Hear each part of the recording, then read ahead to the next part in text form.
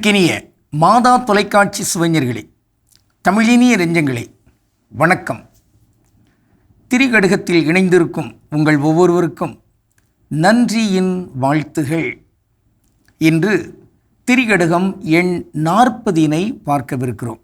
தொல்லறிவாளர் தொழில்.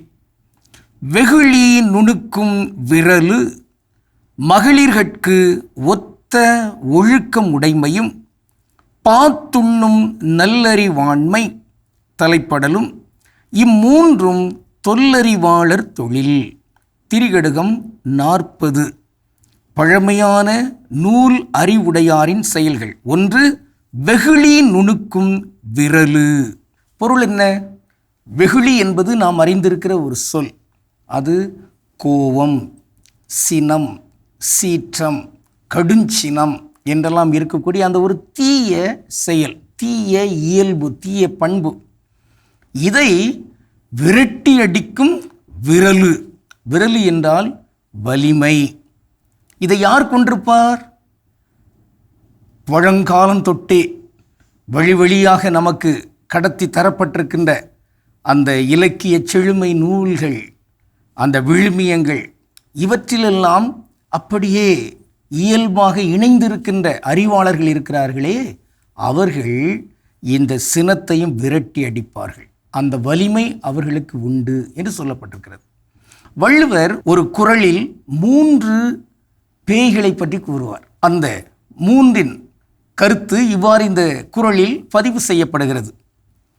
காமம், வெகுளி, மயக்கம் இவை 3 நாமம் கெடக்கெடும் நோய்.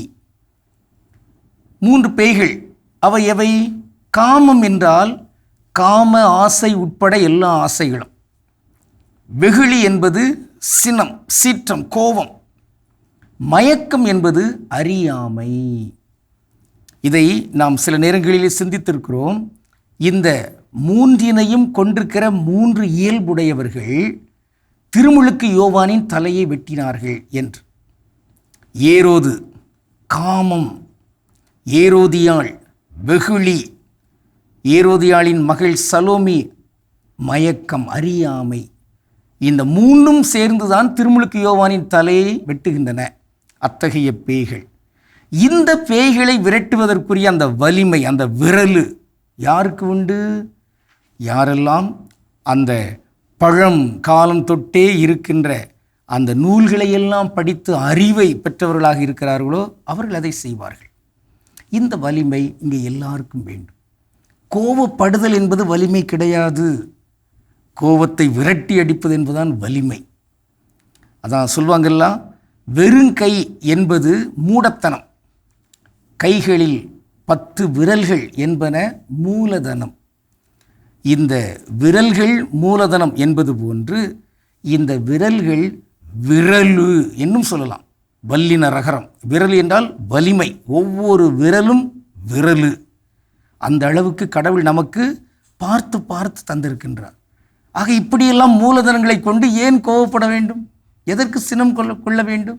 வேண்டியதில்லை. அதைத்தான் இந்த திரிகடுகம் வலியுறுத்துகிறது. 7 தலையான பாவங்கள் சொல்லப்படுகின்றன. திரு அவை நமக்கு ஒரு பாடமாகவே கற்றுத்தருகிறது. அந்த 7 என்ன? ஆணவம், அதாவது செருக்கு என்று சொல்கிறார்களே அந்த ஆணவம். 2வது கோபம், பேராசை, பொறாமை, பெருந்தீனி ஆசை, கட்டுப்பாடற்ற பாலுணர்வு, 7வதாக சோம்பல். இந்த 7 பொல்லாத பேய்கள், தலையான பாவங்கள். அவற்றுள் 2வதாக வைக்கப்பட்டிருப்பது இந்த திருக்குறள் வைத்திருப்பது போன்றே வெகுளி, கோபம் என்பதாக இருக்கிறது. இன்று நாம் பார்க்கின்ற ஒரு தனித்தமிழ் சொல் இந்த இலக்கியத்தில் வருகிறது, செய்யுளில் வருகிறது. அது விரலு. விரல் என்று இடையின ரகரம் சொன்னோம் என்றால் அது இந்த விரல். ஆனால் வல்லின ரகரம் நாம் அங்கு வைத்து எழுதுகிறோம் என்றால் விரலு. விரலு என்றால் வலிமை அல்லது வலி, வலு. இப்படிப்பட்ட இந்த பொருட்களை தரக்கூடியதாக அது அமைகிறது. இந்த அறவியல் சிந்தனையாளர்களோடு சில நேரம் கலந்துரையாடல் நடத்துகின்ற பொழுது இந்த கருத்தை நான் அங்கு முன்வைப்பதுண்டு.